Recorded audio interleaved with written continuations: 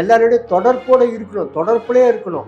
அதுதான் வாழ்க்கை. எல்லாருடைய தொடர்பையும் வேணாம், நான் தனியாக வந்துடணும். சூப்பர் ஸ்டார் நடித்தாதான் நீங்கள் வருவீங்களா? இல்லை கமல்ஹாசன் சார் நடித்தாதான் நீங்கள் வருவீங்களா? நாங்களாம் சின்ன நடித்த வரைக்கும். என்னை பொறுத்த வரைக்கும் நடிப்பில் வந்து அவர்கிட்ட பெரிய நடிகர்கிட்ட நடிக்கும்போது ஒரு தனி நடிப்போம், இல்லை இவர்கிட்ட ஒரு நடிப்போம். அழிச்சிடுவான், மோசமான ஆள் அவன். ஒரு நடிகன் எதிரி யார் தெரியுமா? யார் தெரியுமா? யாரும் கிடையாது, அவனே தான். அது ஒரு ஸ்டேஜுக்கு அப்புறம் கட்டுப்பாடு எல்லாம் போயிடும். கட்டுப்பாடு பல நடிகர்கள் இருந்தாங்க. என்ன ஒரு விஷயம் அப்படின்னாக்கா வெளி உலகத்துக்கு தெரியாமல் போயிட்டு.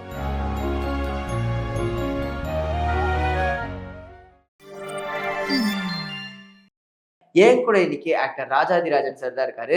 அவர்கிட்ட நிறைய விஷயம் அவர் கடந்து வந்த பாதை பத்தியும் அவர் நடிச்சிட்டு இருக்கிற படங்கள் பத்தியும் பேச போறோம். வாங்க பேசலாம். வணக்கம் சார். சார் வணக்கம். வணக்கம். கருடன் படத்துல உங்களை பார்த்தோன்னே எங்களுக்கு ரொம்ப சந்தோஷமா இருந்தது. காரணம் என்னன்னா, பல நாட்களா காமெடியனா வந்து நீங்க பல படங்கள்ல நடிச்சிருக்கீங்க. ஆனா எகைன் ஒரு கேரக்டர் ஆர்டிஸ்டா உங்களை வந்து நிலைநிறுத்திக்க ட்ரை பண்ணிருக்கீங்க. அது எப்படி இருந்தது? அந்த வாய்ப்பு எப்படி வந்தது? அவர் மேனேஜரு, அவர் வந்து நைட்டு ஒரு 8 மணிக்கு எனக்கு ஃபோன் பண்ணார். ராஜா நாளைக்கு ஃப்ரீயான்னு கேட்டார். ஆனால் நான் ஃப்ரீயாக தானே இருக்கிறேன், வீட்டில் சும்மா தானே உட்காந்துருக்கிறேன். நாளைக்கு காலைல ஒரு ஷூட்டிங் இருக்குது, வந்துடுறேன் சொல்லி கருடன் படத்துக்கு பேர் கூட எனக்கு தெரியாது சார். கருடன்றது படத்துக்கு பேர் கூட தெரியாது. அதை நான் எதுவுமே கேட்கலையே. என்ன மாதிரி இருக்கிறவங்க யாருமே வந்து ஒரு மேனேஜரோ ஒரு அசிஸ்டன்ட் டைரக்டரோ இல்லை டைரக்டர் யாராவது சார் நாளைக்கு ஷூட்டிங் இருக்குது வரீங்களா அப்படின்னா, வரேங்க நான் ஃப்ரீ தானே அப்படின்னு தான் சொல்லுமே தவிர, சார் யார் சார் டைரக்டரு, யார் சார் ஹீரோ, யார் மியூசிக், இதெல்லாம் எதுவுமே நான் கேட்க மாட்டோம். ஏன்னா எங்களுக்கு என்னன்னா என்னை பொறுத்த வரைக்கும் என்னை பொறுத்த வரைக்கும் நான் எதுவுமே கேட்க மாட்டேன். ஏன் கேட்க மாட்டேன்னா, அடுத்தது ஏன் சூப்பர் ஸ்டார் நடித்தாதான் நீங்கள் வருவீங்களா? இல்லை கமல்ஹாசன் சார் நடித்தாதான் நீங்கள் வருவீங்களா? நாங்களாம் சின்ன நடித்த வரைக்கும் அந்த மாதிரிலாம் கேட்டுருவாங்க. அதனால் வந்து அந்த இதில் யார் கூப்பிட்டாலும் நம்ம நடிக்க போகிறதா. அண்ணா அறிவாலயத்துக்கு பக்கத்தில் ஒரு பெரிய ஹோட்டலில் இது ஒரு இது, அங்கே தான் ஷூட்டிங்கு. காலையில் 8 மணிக்கெலாம் ஃபஸ்ட் ஷாட் வச்சுட்டாங்க. ஃபஸ்ட் ஷாட் வந்து நான் டிஃபன் கூட அப்புறம் சாப்பிட்டுக்கிறேன்ட்டு. ஏன்னா அந்த இதுலேருந்து நான் ரிஜிஸ்டர் ஆஃபீஸரு வித்து இவரோட மினிஸ்டரோட. ஆமாம் ஆர்வி விஜயகுமார் டைரக்டர் சார் தான் மினிஸ்டருக்கு ஃபாலோ பண்ணி என்னுடைய ஜீப்பும் பின்னாடியே அவர் ஃபாலோ பண்ணி வரா மாதிரி.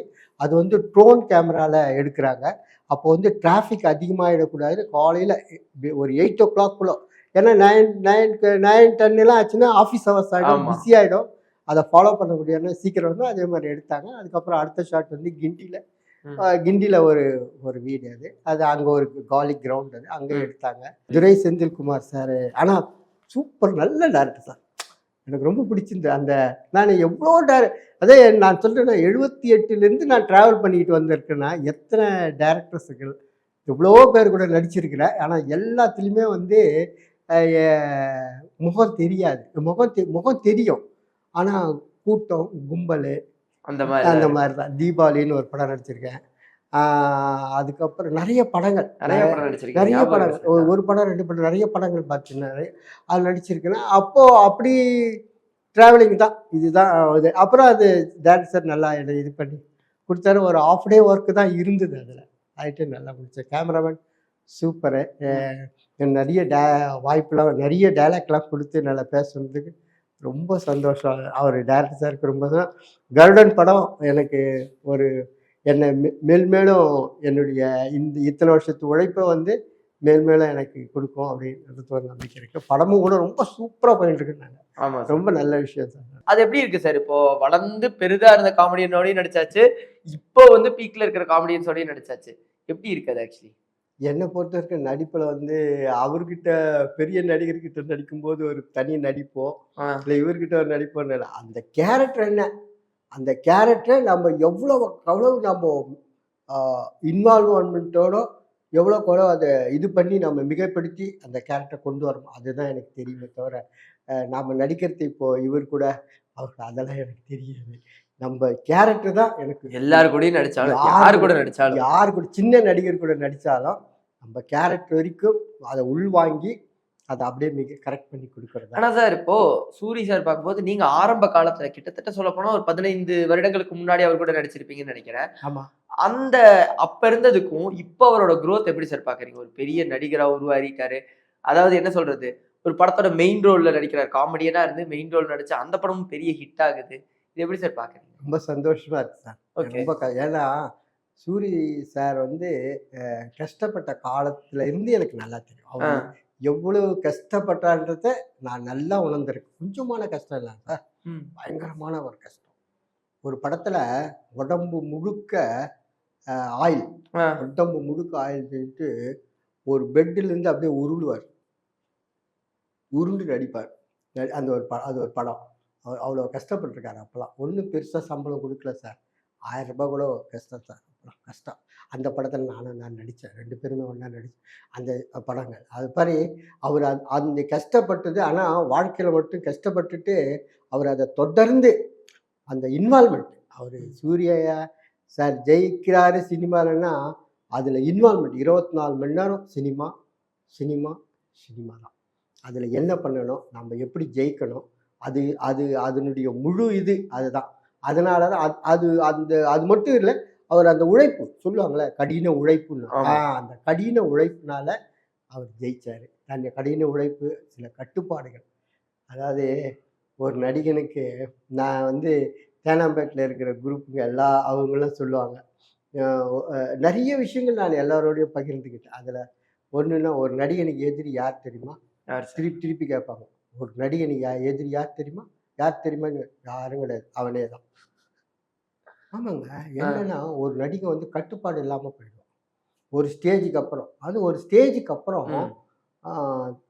கட்டுப்பாடு இல்லாமல் போயிடும். கட்டுப்பாடு வேணும், கட்டுப்பாடு வேணும். ஒரு நடிகனுக்கு மிக மிக பெரிய விஷயம் கட்டுப்பாடுகள். கட்டுப்பாடுன்னா உடனே என்னன்னா, இந்த நேரத்துக்கு இந்த சாப்பாடு, சில ஒழுக்க விஷயங்கள், இதெல்லாம் வந்து கட்டுப்பாடு.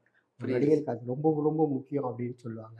இதுல நடிகை நம்ம எனக்கு எல்லா சார் இப்போ பல நடிகர்கள் ஆப்வியஸா அது ஒரு கட்டத்துக்கு மேல அதற்கு அடிமை ஆயிடுறாங்கல்ல சார். குடிப்பழக்கமா இருக்கட்டும், இல்ல மற்ற விஷயங்களுக்கு அடிமை ஆயிடுறாங்கல்ல சார். அது என்ன விதின்னு தான் சொல்லணும். நம்ம என்ன பண்ண முடியும் சார் ஐயா? அதாவது ஒரு சட்ட ஸ்டேஜுக்கு அப்புறம் எனக்கு வந்து சாவித்திரி அம்மா கேள்விப்பட்டிருக்கீங்களா? கேள்விப்பட்டிருக்கேன் சார். உன்னதமான நடிப்பு. என்ன அவங்க வந்து ஒரு விதி வசத்தால அப்படி ஆடாங்கன்னு தான் நான் சொல்றேன். அது என்ன, அது எதிர்பாராம ஒரு இது. அது மாதிரி அதுல போய் மீண்டு வந்தவங்களும் இருக்கிறாங்க. அது போய் மீண்டு வந்தான். அவன் அழிச்சிடுவான். மோசமான ஆள் அவன். யாரு? மது. படு மோசமான ஆள் அவன். என் ஃப்ரெண்டு கண்ணாயிரம்னு சொல்லிட்டு ஒரு நடிகர், பார்க்கிங்னு ஒரு படம் பார்த்துருப்பீங்க. ஆமா சார். அதுல எல்லாம் நடிச்சிருப்பாரு. கபாலி படத்துல நடிச்சிருப்பாரு. ஆனால் பேக்ரவுண்ட்ல தான் நடிச்சிருப்பாரு. அந்த கபாலி படத்துல நிறைய படங்கள்ல நடிச்சிருக்காரு. சின்ன சின்ன வேஷங்கள் தான், ஆனால் வெளியே தெரியாத ஒரு நடிகர். புரியுது. அவர் எதிர்பாராம இதுவா இருந்தால கடைசி நேரத்துல ஒண்ணுமே பண்ண முடியல. அதுதான் கட்டுப்பாடு ரொம்ப முக்கியம்னுவாங்க. அப்புறம் வந்து சார் இப்போ சூரி சாரோட இந்த growth பத்தி நம்ம பேசணும்ல. பேசும்போது பார்த்தா அவர் ஆரம்ப காலத்துல அவர் கூட நடித்த நடிகர்கள் வந்து இப்போ உங்க சக நடிகர்களே பலர் சொல்லும் போது வந்து சொன்னாங்க, அவர் என்ன பண்ணாலும் டக்குன்னு வந்து இப்போ காசு வருதுன்னா, அண்ணே இன்னைக்கு வாங்கண்ணே நல்லா போய் சாப்பிடுவோண்ணே, அந்த சாப்பிடுறது வந்து கூட இருக்கிறவங்களும் சேர்ந்து சாப்பிடணும் அப்படிங்கிற ஒரு எண்ணம் வந்து அப்பையில இருந்தே அவருக்கு இருக்கு அப்படின்னு சொல்லுவாங்க. ஆமா, அதெல்லாம் நல்ல அந்த விஷயத்துல. இப்போ ரீசெண்டா சின்ராஸ், நடிகர் சின்ராஸ் அவருடைய பையன் கல்யாணத்துக்கு கூப்பிட்டுருந்தாரு. நான் போயிருந்தேன். சூரி சார் வந்திருந்தாரு. படம் வந்து 31ஆம் தேதி ரிலீஸு. அவருடைய ஃபங்க்ஷன் வந்து 26ஆம் தேதி தான் வந்திருந்தேன். சார் வந்திருந்தாரு. அதாவது எல்லாரோடையும் அந்த மிங்கிள், அது ஒரு சந்தோஷம்.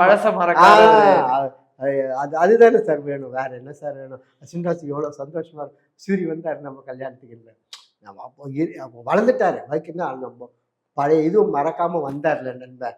அதுதானே சார் வாழ்க்கை. கண்டிப்பா வாழ்க்கைன்றது எல்லாருடைய தொடர்போட இருக்கணும், தொடர்புலயே இருக்கணும்.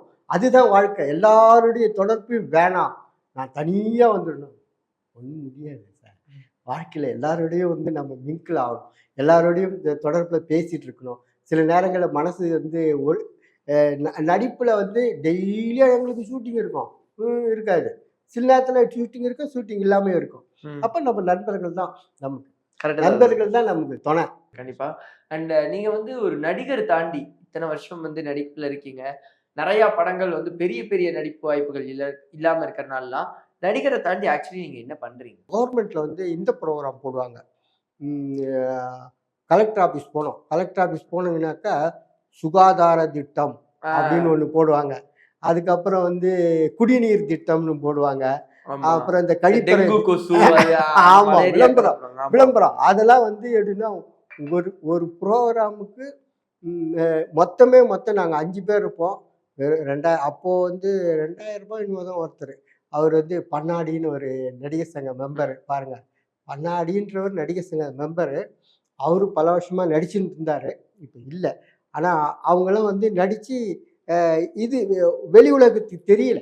புரியுது சார். டனால் தங்கவேலுன்னா தபேலா தங்கவேலு.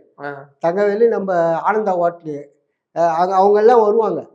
தபேலா தங்கவேலுன்னா யாருக்கு தெரியும்? எல்லாம் பழைய ஆளுங்க. நெறைய பழைய ஆளுங்க எனக்கு தெரியும். அப்புறம் வந்து அ இ ஒருத்தர் நெறைய பேர் இது போல நெறைய பேர் வந்து வெளி உலகுக்கே தெரியாது. ம். வெளிகளுக்கு இப்போ கடைசியா வந்து நம்ம லோகநாதன் ஒருத்தர். அவர் ஆ. வந்து தேனாம்பேட்டை ஆளு. நீங்க ம். கேள்விப்பட்டிருப்பீங்க லோகநாதன் சொல்லிட்டு. தலை கொஞ்சம் பெருசா இதுவா முடி கொஞ்சம் அதிகமா வச்சுட்டுருப்பாரு. ஆ. அவர்லாம் வந்து ரொம்ப வருஷமா சினிமாவிலே இருந்தது. அவரும் காலமாயிட்டாரு. லோகநாதன்.